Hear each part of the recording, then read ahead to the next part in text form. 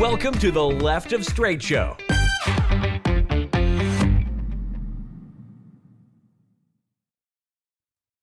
Alrighty, everyone, welcome back to another Rainbow Rundown right here on the Left of Str8 Show.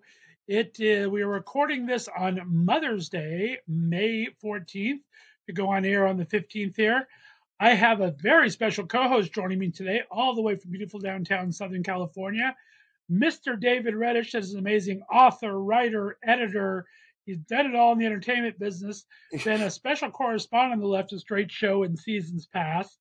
And let's welcome to the show, David. How are we doing, boss? Oh, it's great to talk with you again, Scott. I'm doing all right, thank you. It's a lovely day here. I called my mother. She's having a lovely day. My grandmother's having a lovely day.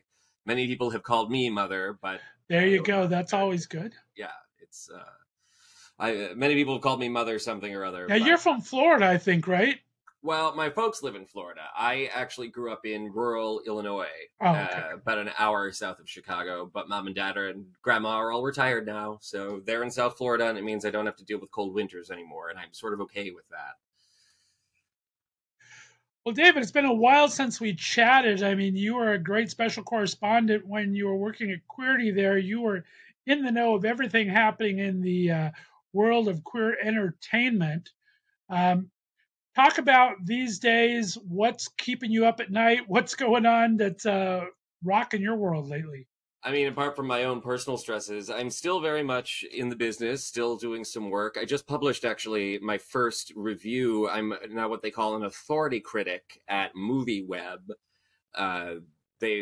It's an initiative they're doing to find people who are very experienced in the business and very well versed in it. So I reviewed the new Donna Summer documentary that comes to HBO Max this May 20th, I believe.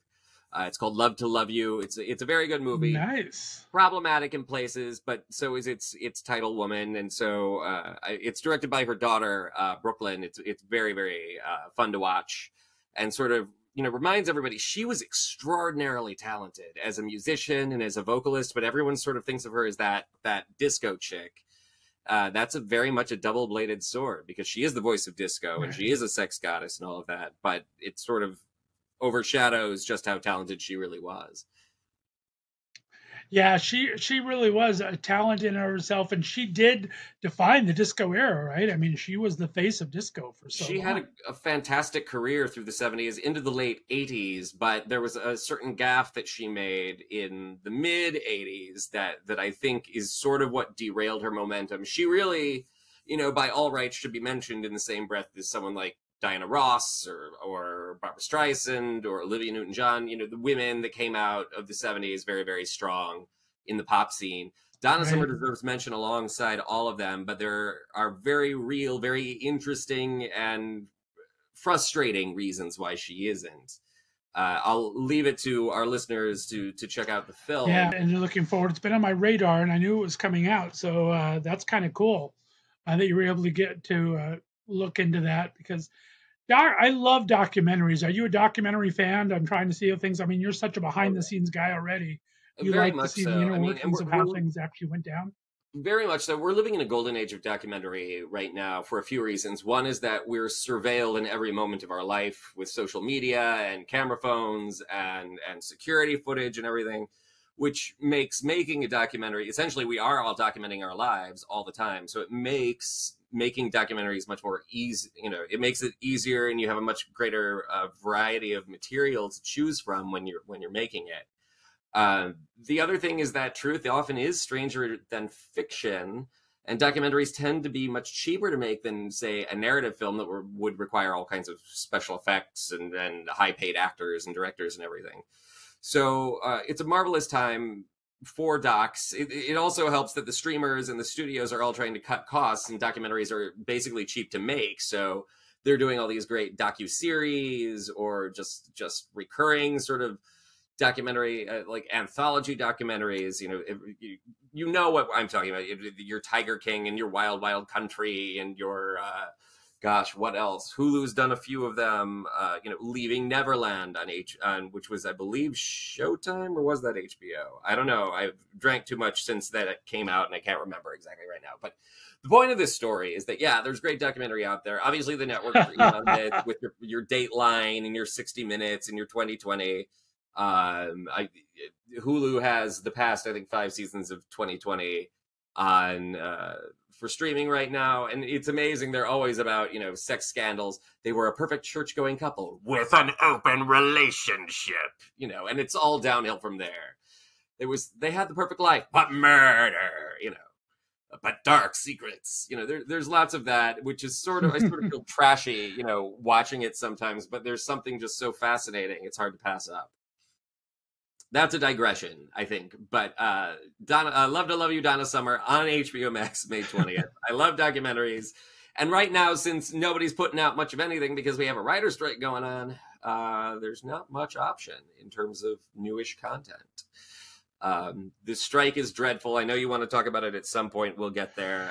We can even jump into it right away because I want to hear your thoughts on it. I am actually doing Writers Week this week on the Left of Str8 Show, where I'm doing actually authors of books, so it doesn't have to do with. But two of my great guests were one is Greg Cope White, whose book The Pink Marine is being adapted to Netflix. Oh, wow. For a new series that is actually being executive produced by Norman Lear.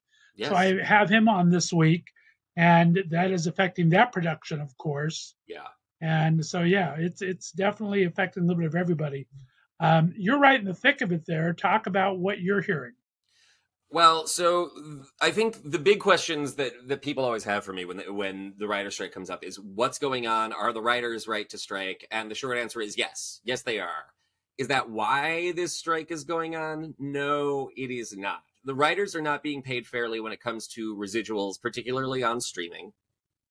The writers, for whatever reason, and it's the most as a writer myself, it's the most infuriating thing in the world. Writers are always treated like crap in Hollywood. They're always considered expendable.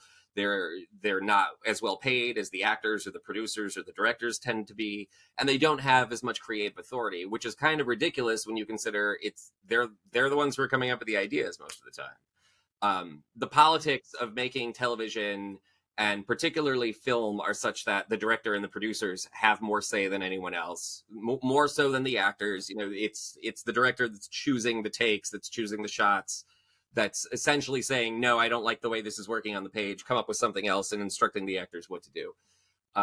So in a way, it's like the writers already have their kind of authority usurped from them. Here's why this strike is going on right now. The writers are striking over residual payments, basically for higher living wages, because they're not very well paid. What people may not realize is that none of the studios or the streaming companies were willing to meet with the writers or even answer their demands, the demands from the WGA, from the union. They were completely ignored because this is the dirty secret Hollywood doesn't want you to know. The studios want this strike going on. The networks and the studios and the streamers all want this to happen because it allows them to get around certain labor and contractual issues. The big thing, so you and our listeners may recall, a lot of big name people in Hollywood, directors, actors, producers, have been getting what are called overall deals, where say someone like Ryan Murphy signs an overall deal with Netflix, which is for something like, I don't remember the specifics of his deal right now, but for the sake of this conversation, as an example, say his contract was for, you need to create and produce 5 new series, dramatic series for us. Plus, you have the option to pick up documentaries or independent projects that you might see that you want a producer credit on, and we will release them for you. And in exchange for this, these will go, these contracts usually last 5 to 10 years, and they pay exorbitant amounts of money, something like $200 million, $250 million to one person. And this person gets paid, whether the projects are made or not. So, and that money, by the way, doesn't go to fund the projects. It's just to pay him to come up with something. So with the streaming boom of the past 5 to 7 years, you know, when Netflix and Prime and Hulu and everybody's been taking off, and everybody's been trying so hard to compete with everybody and say, look, we can get the biggest stars, we can have the best product, we can be better than everybody else, the highest, you know, production values. They've all been spending huge amounts of money. The thing is, many of these overall deals have not really produced anything. J.J. Abrams, for example, is somebody who had an overall deal with Warner Brothers to, I believe it was to create 2 new television series and produce 3 movies with the option of like directing 1. I don't remember all the specifics of it right now. But he was somebody that had a deal. He developed a television series, and he is somebody that Warner Brothers has nothing to show for this. He got this overall deal, I want to say in 2018 or 19. So that's 3 or 4 years ago now, you know, at the very least. And he has not produced anything. There's nothing to show for it. He did create 1 television show on the page, but then he had the gall to go to Warner Brothers to ask for another 200. I remember back in the day when he was doing Lost, he was that's when he was getting into the Star Trek franchises and everything like that, where I remember him doing some package deals back then. Yes, he's somebody that's well established as a producer, certainly in the television world. His film output has been more sporadic and not, you know, his movies have made a lot of money, but they're not exactly well regarded, and they don't produce legacy. You know, Star Trek 2009, everyone said, oh, it's a big hit. You know, this is going to completely reinvent Star Trek, but the grosses for Star Trek Into Darkness and then Star Trek Star Trek Beyond dropped way off. Beyond was a near flop. It barely broke even. So it's like people they're not really invested in these stories. It's just a lot of whiz bang, you know, sort of, it's like a Happy Meal toy. It's fun for 5 minutes and you forget it exists and then it gets thrown away. Where his overall deal is... Yeah, until Discovery started streaming, Star Trek was almost dead, right? Well, I mean, Star Trek was on hiatus, you know, so Star Trek 2, you know, the first Abrams Trek comes out in 2009. The last next-gen movie was 2002, Star Trek Nemesis, and then Star Trek Enterprise, which was the last TV show, ended in, I believe, 2005.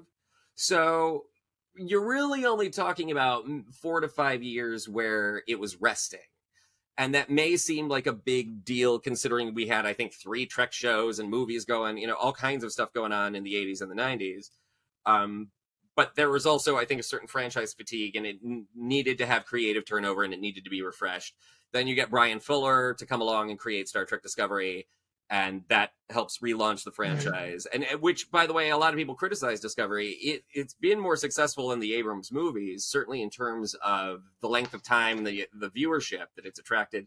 It's also inspired Paramount Plus to launch other Star Trek titles. You know, now you have Prodigy, you have Picard, you have Strange New Worlds, you have there's another one in there, Prodigy, Lower Decks, and there are more on the way. You know, Michelle Yeoh's getting her own Star Trek movie called Section 31. There's a lot going on. I mention all of this to say that Abrams has not done anything with his overall deal, but Warner Brothers has paid him $250 million. The concept for a television show that he did come up with, he went to Warner's and said, I want $250 million to do a 1-hour pilot, which is insane. Like, that, you could do a Star Wars movie for that. You know, you could do a big superhero extravaganza for $250 million. The hubris of that is amazing, is just breathtaking. So that's crazy. So one thing that's come out in the past week, the strike's only been going on about a week, but one thing that is happening, for example, I saw Warner Brothers is freezing several of its overall deals. Ava DuVernay, I believe, was the most recent one. Netflix is trying to do the same thing. The streamers, where everybody's talking about, oh, we spent so much money, they're now using this as an excuse to, oh, we need to freeze your overall deal. And if the strike goes on past, I believe, 60 to 90 days, I think it's 60. No, we'll say 90 for the sake of this conversation. If it goes on past a certain amount of time, the studios can claim force majeure and cancel all the overall deals and save themselves a lot of money that way, at least as a tax write-off, if nothing else. So that's why this is going on. That's why this is going to go on until at least July. You heard it here first, kids. And it's going to have a nasty effect on the business. Probably not as bad as the last writer's strike that was in 2007, 2008, where, you know, all kinds of TV series got canceled, although we're already seeing that. Call Me Kat and SWAT and several other shows have all been nixed because they just, you know, the studios and the networks just don't want to bother with the negotiation, and enough people aren't really watching it, so who cares? You know, we'll come up with something else later. Is sort of the attitude. In terms of big movies, you know, something like Beetlejuice 2 that has been on the back burner for 25 years is now it's now in the rapid push to production where they want to start. I have a theory about this, which is that they had a script, they weren't crazy about it, but now since they can't do anything new, the studios are all going to be pulling these scripts off the shelf to go off and make movies. A good example of that, also a Warner Brothers picture back in 2007, was the Sex and the City movie, which initially had been proposed in 2005 when the show ended. That was going to, you know, transfer and preserve the series. It was going to move to the big screen. The actors read it. They didn't like it. They decided not to do it. So the movie was canceled. And then lo and behold, a few years later, somebody had to throw something in the movie screen. And, oh, we have this script that nobody really liked that much, but it's serviceable. Let's do a movie. You know, there's going to be a lot more of that going on. I think Beetlejuice 2 seems like it falls into that category. And there will be others forthcoming. Again, you heard it here first, kids. It's really, really frustrating. So that's a whole lot of dump and rant about the writers' strike. It's sad that it's having effects on everybody in the business, not just, you know, WGA members. It's affecting actors who are now, you know, now they're not working as much. They're not going in for that new script, that new pilot. It's affecting directors who have less that they can develop and get jobs directing. It's affecting people who are like myself, who are journalists, where people are canceling and freezing jobs in the trades because the trade papers don't know what's going on with the strike or what kind of effect it's going to have. It's affecting editors who are now, you know, getting kicked off of shows, or they have projects fall through because even something that's not necessarily scripted, with money now being tight and, you know, the whole business kind of in upheaval, people don't want to bankroll all kinds of things. So it's only going to be what is necessity, what is going to be cheap and easy to the lowest common denominator that we can get out the door. Other TV series, even unscripted series, will be canceled as a result of this.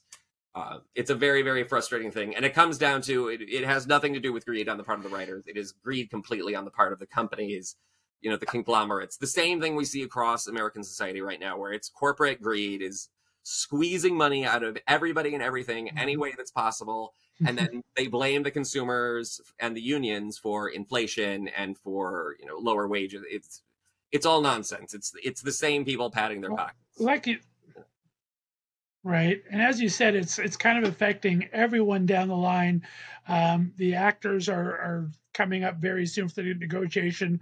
I'm sure you read online, like I did, Renee Felice Smith's article about, I mean, this was a actress on a top-rated NCIS show that's ending this year. And she was brought down to recurring and lost her insurance. And I was talking to Del Shores the other day, of course, from the Sordid Lives franchise and so much more. And he was saying how they're taking people that they're making it less episodes. And so it's hard to get insurance. And the older actors, they're able to stay on the insurance longer. They're taking that away. So it's really affecting everybody throughout the industry in lots of different ways. You're absolutely right about that. One of the tactics, by the way, when it comes to particularly people working on television now, television schedules, because you're right, the networks are doing less number of episodes, but the way they're shooting is also changing, where they have block time out. So for example, I just interviewed the actor Jonathan Del Arco, who's famous for Star Trek and particularly a show called Major Crimes that he did for, I think, 7 seasons. He talks about how now when he will get a job, because of the way the shoot schedule is laid out, he will be blocked out of work for a month, but he's actually only working and getting paid for a small amount of that time. So because he's on hold for that long, he can't go and work somewhere else. You know, overall, he's getting then less money. And particularly where the unions are concerned with actors, where they get their insurance through the Screen Actors Guild, that is going to have wild ramifications for a lot of people. I understand it's frustrating for showrunners. It's frustrating for everybody, but it's like if the bottom line is always how are we cutting costs, how are we squeezing everybody as hard and as fast as we can, this is the world we're going to live in, and no one's really going to be happy. Yeah, I mean, it's corporate greed like it is across the board in every industry right now, but it's really getting hard hit in Hollywood right now. I mean, and as you said, it's going to affect everything. A lot of people may or may not know I'm a huge Hallmark Christmas movie guy, of course, and they film those in July and August, right?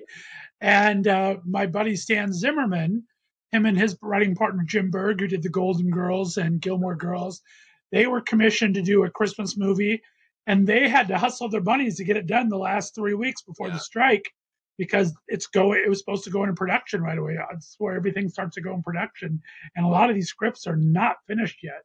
So it's going to be interesting to see what happens for holiday time. It will be. I mean, where Hallmark movies are concerned, the Hallmark office is just down the street from where I live, where they greenlight all those movies all the time. And there's love me a Christmas movie, David. You don't even understand. Yeah.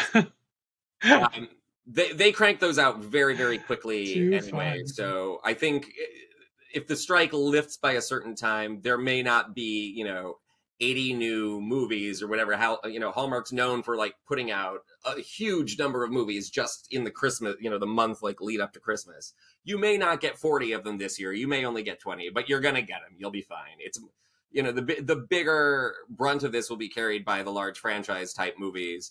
Your superhero films like Batman 2, which is coming down the pipeline, or Joker 2, which I think they have actually wrapped shooting. Not that I'm eager to see another Joker, because the first one was complete garbage, totally unredeemably bad. We'll see what happens. Everybody has big designs on what they want done. There's more Star Wars movies in the pipeline over at Disney, obviously more Marvel movies, because they're never going to let go of those. We'll see how this strike actually affects those. They may not be hitting their quota for what they want. Everything's cut down to so many episodes anyway. I mean, a lot of these series will go already at 10, 8, 6 series anymore. And so the AI, I know, is part of it. And we know that Hollywood, anything old is new again. They love to do sequels. And I think in AI, if they can write anything, they're not that original. If they can write a sequel, probably pretty. I don't think the AI is quite that well developed yet, even to do something completely inane. But I think everybody has that question on the mind of how good is this going to get? Is it going to replace writers? I think it's more likely to replace certain effects artists first, because the fact is an AI cannot write with intent. Only a human being can do that. And so in order to have any kind of artistic statement to anything, for that matter, any semblance of humanity in characters or in stories, you need a human there writing it. Even if the AI is going to do part of that, you still need the human. So, I don't know where we're going with that yet. I know stuff's really going to suck, I think, because even shows and movies where they have quote unquote finished scripts, the showrunners and the writers can't be present on set right now to make sure everything's being done the way it's supposed to be, because that's, that would be crossing the line for the strike, the picket line. Right. And I think a lot of it is lesson learned. They're trying to jump on this because they got caught off guard with streaming. And that's one of their issues now that they're trying to rectify, because they got so screwed over for streaming residuals and things like that, that they're finally looking ahead. And I think that's the only reason that the AI is part of this as well. They're just trying to cover their bases ahead of time and get a jump on what could happen, right? Yeah, I think that's basically true. And like I say, the writers are not asking for anything that extraordinary. That's really a ruse for cost-cutting measures on the part of the companies behind, your movies and your TV series. All right, next on my agenda here, it comes out this week that the FDA is changing the rules on blood donation for gay males again. It's kind of a step in the right direction. I mean, they've slowly been, as we know, gay men have not been able to donate blood since the AIDS crisis, right? Yes. And so it's just been unable to do it. Recently, they kind of said, if you haven't had sex in 6 months or 3 months, then you can. So they kind of put one step that way. Now their next step that they've rolled out this week is if you're with a single partner, you can donate. Even if you've had gay sex, you can, if you're in a monogamous relationship, you can give blood anytime, but they are discouraging anybody who has been with multiple partners in the last 3 months. So it's a step in the right direction, but the thing that concerns me the most is one of the rules that is still in place is if you are on any antivirals like Yes. PrEP for AIDS medications of any kind, then you cannot give blood. So it's just ironic to me that we can help someone save a life now if we're with a dedicated partner, but we can't take PrEP to save our own life. So I thought that was very interesting take on it. I mean, I've heard a lot of controversy around that about how the new standards are still homophobic, or at least anti-gay, which I guess is homophobia, anti-gay male. I don't know. One thing I would like to hear, I'm not a medical expert, so I can't really speak to this, but I would like to hear, is there some reason, is there a reason why people who are taking antiviral drugs, obviously that affects our physiology, it affects what's going on in our bloodstream, is that somehow dangerous to somebody else? Because if it is, I sort of would understand the ban on people who are taking PrEP. But even then, the idea that, they would say, if you're a man who's only had a single monogamous partner, you can donate blood. Does that same standard apply to straight people? Like if you're a straight man and you've only been with one woman, are we applying that the same way? It doesn't seem like we are. And I find that problematic.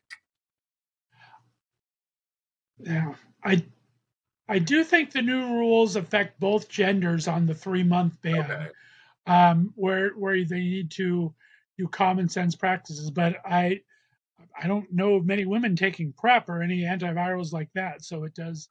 So that part is still kind of in the other. But I do think they made it this latest round. The language was gender neutral for both sides, for women or men that have sex with multiple partners in the last 3 months. They are encouraged not to give blood.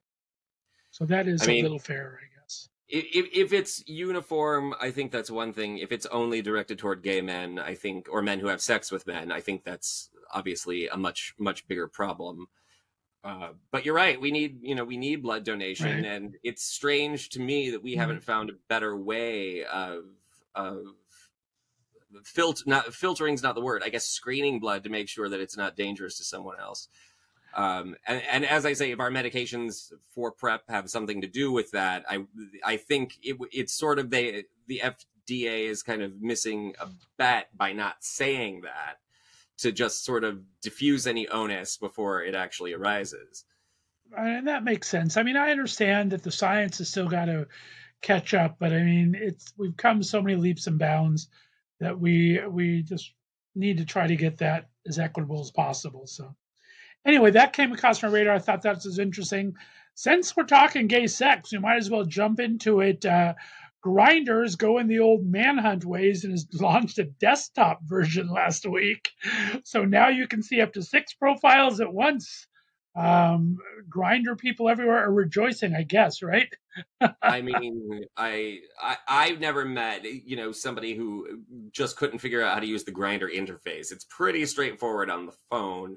Now, whether or not one enjoys being on a dating app or a hookup app is an entirely different story. But I think by putting that back on a computer screen, you're not really changing much. I think this is maybe Grindr. They don't want to come out and say this, but it's Grindr wanting to compete with the website Sniffies, which is like Grindr except much, much raunchier, if that's conceivable.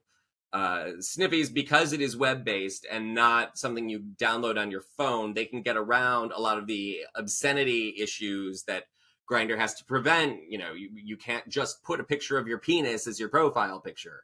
If you're doing this on the web, you're welcome to do that. But the app stores, Google Play and Apple apps won't allow that kind of thing in their app store. So I think it's really a way to be raunchy and sort of get around certain issues that the app on the phone might have. I don't know, man. I mean, you tell me, how frustrating is it for you to get on these apps? I think it's absurd that now I'm expected to have, you know, a series of pictures of all my naughty bits and like myself nude in a variety of different positions from different angles just for someone to talk to me. But Right. No, I hear you. The number of guys that get mad at me, well, why haven't you sent me nudes yet? Because I just said hello. Is that, you know, is that really how you want to greet somebody? Hi, here's my penis. I mean, it's not my thing. That's not something I'm looking for right out the gate. But maybe I'm a freak in that regard. Even the CEO said on this rollout, he says it's going to allow it to get edgier. Like you said, they're going to be able to go around a couple of different laws, some different discrete payment options that weren't available before. They're kind of pushing it as the 30 to 50-year-olds who don't know how to use their phones, which I don't understand that. But the desktop is supposed to help the 30 to 50-year-old generation. This is all about I'm in that generation, and I can use my phone just fine. Thank you very much. I think most people can. It would make more sense to say people who are maybe 60 or 70 that don't like using their phones, but the way they're phrasing this is just comically silly, I think. Exactly. You know. Well, I've talked the last few weeks on the rundown about how all these different laws are affecting us throughout the country. These anti-drag laws, that a lot of them are being put on hold. Yeah. Now we have Pride coming up next month, David. So a lot of these people are figuring out how are they going to do these drag performances on stage. I know there was a place in Arkansas that had to change venues because they weren't allowed to do it to let drag performers perform in this one venue. It's just going to be real interesting to see how they work around all these laws. Currently, I think I read there's 32 bills in different legislatures right now seeking to ban drag shows in state legislatures. Just crazy. It's going to be really interesting to see how it affects Pride Month. Yeah. I have thoughts on these anti-drag bills, mostly coming from a political party that has no policy about anything anymore, so they just need something to throw at the wall. And of course, they're going to pick on the queers because that's just what these people do. It's kind of sad. I have, and maybe we should talk about this, Scott. I have a theory as to why drag, specifically drag story hour or drag shows, have suddenly become such a divisive thing. You know, when you stop and you consider, like, Milton Berle used to dress in drag, Bugs Bunny used to dress in drag, you know, Robin Williams or Martin Lawrence, and all these red-blooded American guys, oh yeah, let's go see the movie Dude in the Dress, Tootsie, you know, Some Like It Hot, whatever it is. All that's good, but now I'd love to hear your theory, because in fact, this place in Arkansas, where they lost their venue, is the venue just had Tootsie last year, and they had Rocky Horror the year before that. There you go. So it's like, why is all of a sudden drag queens not appropriate when you have those, right? I think part of that is trans panic. The idea of, oh, you know, that looks like a woman, but she might have a penis kind of thing. This is the way they think about it. But I think that gets to something. I think that also sort of gets at the other side of this, which is, I think some of these people, men, largely men in power, right? I think they are attracted to some of these drag queens because there are many sexy drag queens and certainly sexy trans women in the world. And it's gay panic. It's, you know, which is similar to trans panic in the sense of, oh, but I'm straight, so if I'm with a woman that has a penis, am I not straight anymore? That's too scary. Or you know, the thought of, you know, I think for a lot of straight guys, you know, they're just repulsed by the idea of a penis. And that's understandable on the level of, okay, you're a heterosexual and it's not the equipment you're into. I think, you know, the other side of that is there are many gay men that want nothing to do with a vagina, and I can't, you know, hold that against them. But I think queer people, at least, you know, by and large, understand that gender is more than just your genitals. and that sexual attraction is maybe more complicated than genitals. It has to do with like an overall presentation. So I think that part of the reason we're seeing these drag queens banned, particularly, you know, in places where they're more accessible to just everyday communities. It's not a drag show in a major city in a club or something like that. You know, people are now doing drag much more commonly, you know, in many ways. I think some of these guys are maybe turned on, and that scares them a lot. I don't think it's anything more mysterious than that. Very possible. I mean, that's a good running theory. I mean, you're in LA. DragCon was in LA this past weekend. That's become more popular than ever every year, and with more straight audiences than gay audiences half the time, right? Oh yeah. I mean, the fact that I was, you know, you talk about Mother's Day. I was talking with my mom earlier, and I mentioned that I believe it's Rocco's in West Hollywood, which is a pub. This is not even like a full-blown elegant restaurant. It's a sports bar. But I think they have 3 brunch seatings on Sundays now. Like one of them is like at 4:30. And I've been by this place on a Sunday afternoon where they say, unless you have a reservation, you will not get in until 9 or 10 o'clock at night. What? On a Sunday? What's going on? And the answer is all these straight people want to go to brunch now because, first of all, anything the gays put together, the queers, it's always going to be a lot more fun. That's just, you know, it's our thing, right? People realize, you know, you can get bottomless mimosas at a gay brunch. You know, we like swinging them back. It's a lot more fun. It's a lot more raucous. But the other key component with this is the drag component, which is you go to a gay brunch and there's a drag show. You get a little cabaret, you know, a little, you get performance out of it. So you get your entertainment, you get your food, and you get your booze. What's not to love about that? And certainly straight women with, you know, bachelorette parties love drag shows. That's nothing new either. But now straight families, like little kids going into drag shows, I have no problem with children seeing drag, to be absolutely clear. But it's still so bizarre to me that would become like such a great point of entertainment for families, you know. And that's because I came up in an era where the only place you would see drag was like in an underground club setting. So I don't know. We also, you know, when we went to brunch when we were kids with family or something like that, it was always very button up. It was very proper. Nobody drank mimosas, and it was over in an hour. I have a standing rule. I don't care what time it is. If you want to buy me brunch, I'm always down for it. Just show me where to show up. Bring on the mimosa. It's always time for a mimosa. Good rules to have. Yeah. So it's interesting that drag has become such a pop culture phenomenon. And they're happening everywhere too. I mean, yes. Go ahead. No, you're right. It's happening everywhere. It's interesting. I had I had a guy on the show who's become a good friend of the show, Chad Camp, who's been doing this now, flip phone events in Minnesota of all places. And they are, like you said, they're doing 3 sittings. They're sold out every weekend. It's probably at least 40% straight, if not more. Sometimes he does the Golden Girls cruises every summer or every spring. And Minnesota is having a huge drag brunch celebration for the last year and a half now. Yeah. Just wild. I've been to DragCon a couple times. It's not, you know, I go to a lot of conventions, and DragCon, I have no problem with drag, but it's a lot of wigs and a lot of makeup, and it's not something I need to spend money on right now, the wigs and the makeup. Or the caftans. A friend of mine has a caftan stand down there now. Like it's interesting how much drag is shaping. I've come to appreciate drag more. I mean, it is incredible. There are incredible performers that come out of drag, comedians and singers, and obviously dancers, actors. Even, you know, you get Alaska Thunderfuck 5000, who is now doing stage work and is actually a pretty good actor. Like I've seen her in 2 different productions now. You know, good singer, good dancer, good stage presence. That's very interesting to me. Nina West, you know, all these. Hairspray comes out 2002, 2003, whatever that was.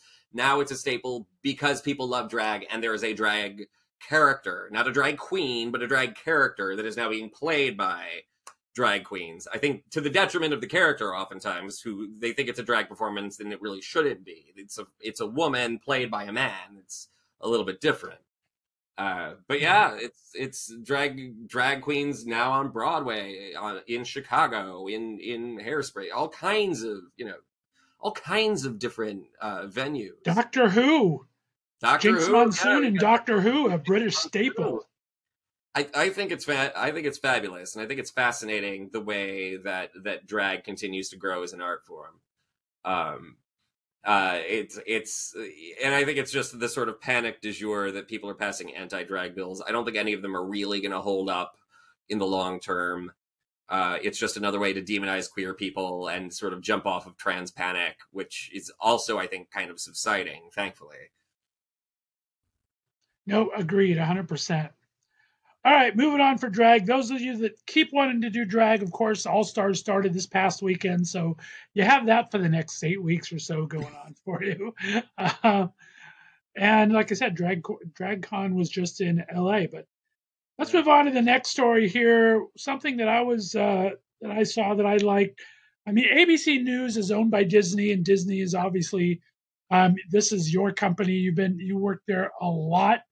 They have their own history with the LGBT community, good and bad, as you know, and can probably speak to more than that. Oh, But yes. Gio Benitez, who's been one of their reporters for quite a while now, has been promoted to their weekend anchor as part of the team there. And I thought that was very exciting. He showed up this weekend for his first weekend. His partner got to come on and give him a big hug and everything and welcome him. It's great to see. I mean, ABC, like I said, it's Disney brand, but we're starting to see a lot more representation in quote unquote mainstream media. Talk about how you feel about that. And I mean, with Disney getting so much airplay in Florida, what are your thoughts on this? Well, there are many. First, I mean, representation, always welcome. It's wonderful that I think there have always been queer people in media, certainly, Merv Griffin being an example of somebody who in the 60s and in the 70s was a gay person who was pretty open certainly in his personal life, interpersonally with his friends and his family. But that was something that was always sort of not talked about on the show. I think it's marvelous now that openly gay anchors can have their boyfriends, their girlfriends, their husbands, their wives, their partners, whoever, come on and give them a hug and say, oh, isn't it wonderful that you can be out and proud? I think some of this, to the larger question, the larger issue that I think you're getting at, Scott, I think this is also maybe part of Disney's apology tour for the way Bob Chapek in 2021 and 2022 really blew the response to the Don't Say Gay bills championed by Ron DeSantis in Florida. Walt Disney World, the company Disney, is the single greatest on-site employer in Florida State. I did work there for many years. I have friends who still work there. And they were mortified that Disney was not doing something to speak up and push back against DeSantis. Now, I also know one Disney employee who thought that it was so stupid that anyone would expect the company to do anything. But look, we're living in a time when corporations are considered citizens and allowed to fund and voice their democratic beliefs, through their pocketbooks and through, their own company communications. So if that is the case, it's completely incumbent upon Disney to do something to defend its LGBT employees, certainly in Florida. DeSantis, I mentioned earlier in the show, my folks live in Florida. My grandmother lives in Florida. My grandmother is a lifelong Republican. My great-grandmother, her mother, had an autographed picture of Richard Nixon in her dining room. I just want you to know this, people. Until the day she passed. May she rest in peace. They're disgusted. My grandmother hates DeSantis. My parents hate DeSantis. Florida's gotten so wacky. It was not quite this wacky when I lived there, but it's always been a strange place. I think maybe it's gotten so wacky that nobody quite realizes inside the state, like, just how far they've gone. And I think that, in terms of like a national stage, DeSantis is being groomed to run for president in a year, 18 months, whatever it is. I think he will announce, but I don't think he's anywhere near ready to get on a national debate stage. I saw him debate Charlie Crist when he was running for re-election last fall, and Charlie Crist destroyed him in this debate. DeSantis could not form a coherent sentence. He could not rebut on points. When asked questions by the moderator, he looked like a frightened squirrel. Like he was just so not ready. But people are saying, "Oh, he's great," and it's like, well, he's great with his base in Florida, and I think there's certainly a large swath of the Republican Party that wants to be rid of who, the genital wart that we've had to deal with for the past however many years. Excise him, yes, please get rid of it. Cure us all. But I don't know that DeSantis is ready to compete with that or with the Democrats on a national stage. I think people radically underestimated Joe Biden in 2020, how smart and how experienced he actually is, how charismatic he actually is, how much, he might be a gaffe machine, but he's our gaffe machine. Like, people kind of like him. He's not a bad guy. The don't say gay bills, I think, are just stupid, and part of the reason Bob Chapek was ousted at Disney last year had a lot to do with that, with the fact that Bob Iger, who never really went away, he was still in an advisory capacity. He was completely horrified by the way Bob Chapek chose to handle that with the Disney company. A very close friend of mine is very high up in Disney public relations and communications. She's an open lesbian. Her wife is pregnant right now.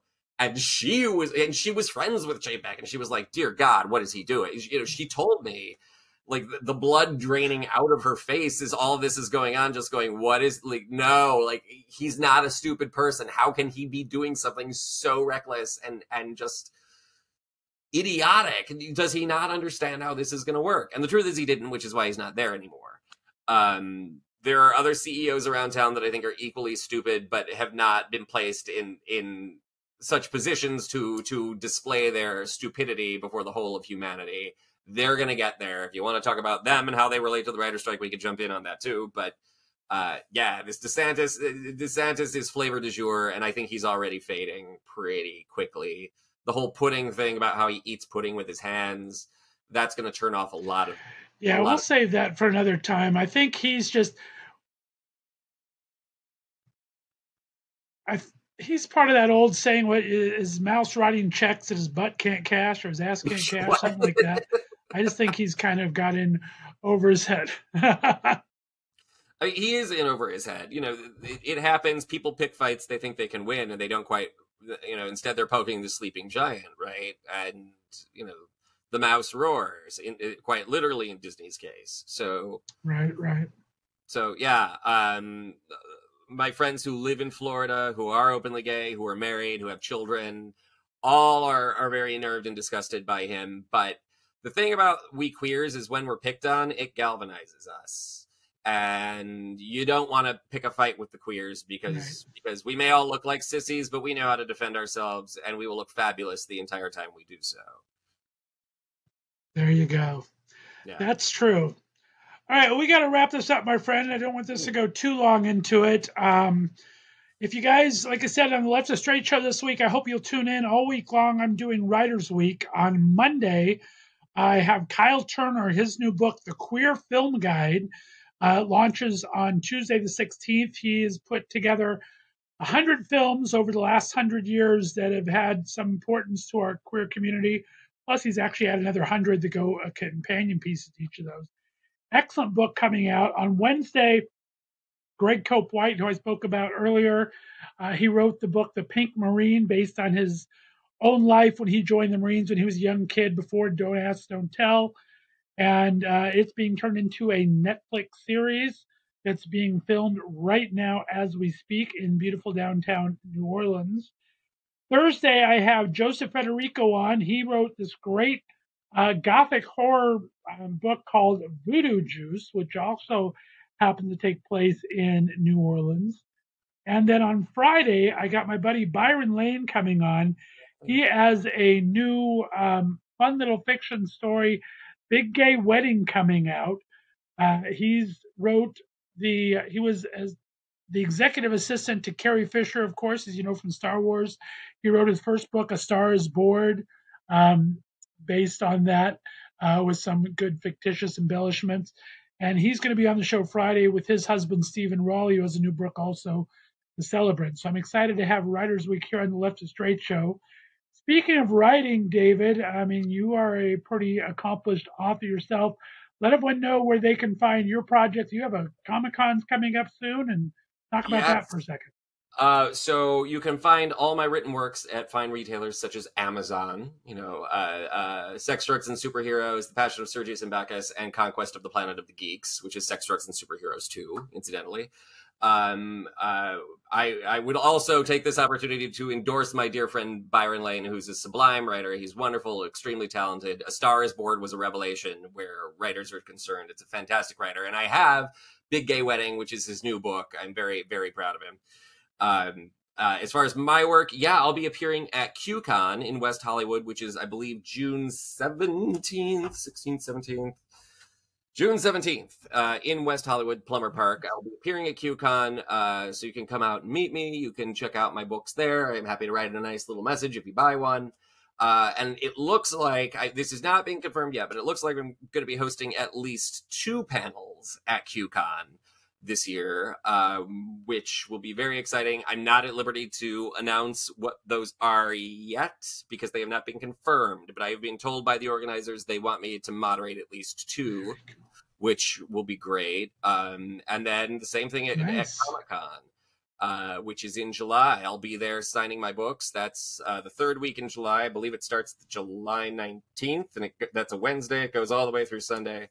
I'll be down there selling my books, and it looks like I'll be hosting a panel down there as well. Maybe some of your listeners were at WonderCon this year, which is the sister convention of Comic-Con, but I pioneered a new panel called Geek Crossfire, which is a group of journalists and artists, all of whom work in Hollywood, discussing the state and treatment of genre entertainment by the Hollywood system right now. It looks like we are going to be doing something very similar at Comic-Con and QCon this year. Panelists to be announced, but we'll have some familiar faces returning for sure. So very, very excited about that. It's a very entertaining time where we just fight for 45 minutes for the audience's entertainment and then take questions. So come out. It'll be beautiful. That is awesome. I have never been to San Diego Comic-Con. I've been to a lot of cons across the country. My brother goes there quite a bit to the San Diego one, so I need to try to get my happy butt down there this July. That's for darn sure. I mean, start working on it now. Getting passes and, more importantly, getting hotel rooms, not very easy, but it is still a wild time, and I love going. I love seeing all my friends there, and I love interacting with my readers, so it's a wonderful opportunity in that way. Yeah, that's what my brother says. Basically, you have to be on the list and getting it every year if you want to guarantee a place, because it's very hard to get into. He lost his privileges one year because he didn't go one year, and he had to talk one of his friends, who's a great voiceover artist, to do a panel the next year just so they could get back in, get back on the mailing list there. It's funny how that works. Yeah, Comic-Con's obviously insanely popular. With the strike this year, Lord only knows what they're going to be putting up on stage.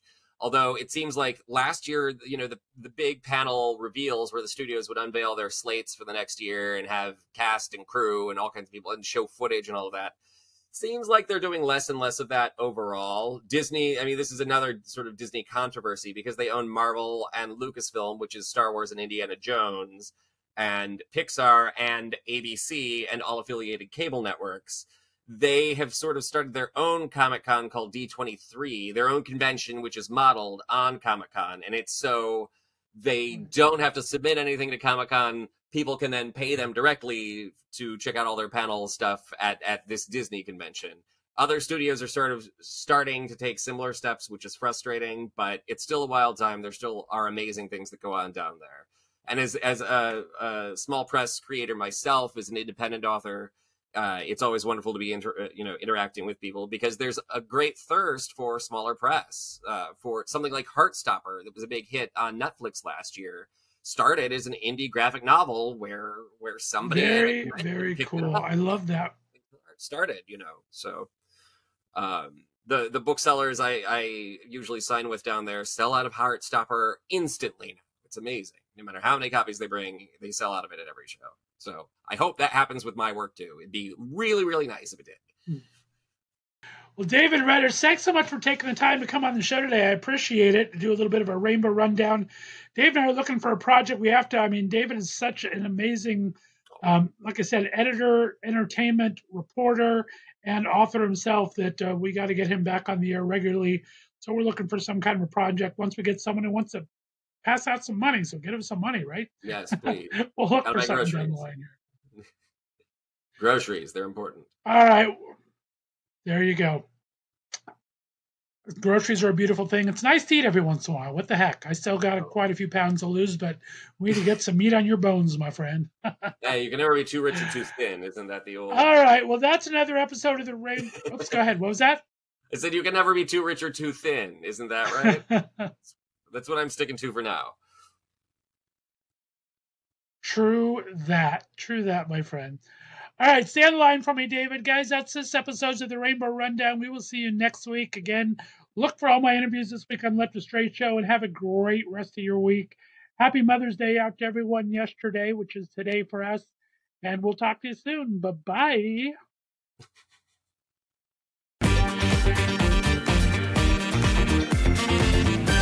Thanks for listening to The Left of Str8 Show. Be sure to subscribe on your favorite podcast distributor, and please give us a 5-star rating so more listeners can find us. You can follow us on social media, and be sure to check out our website, www.leftofstraightradio.com, for contests and other news and information. See you next week.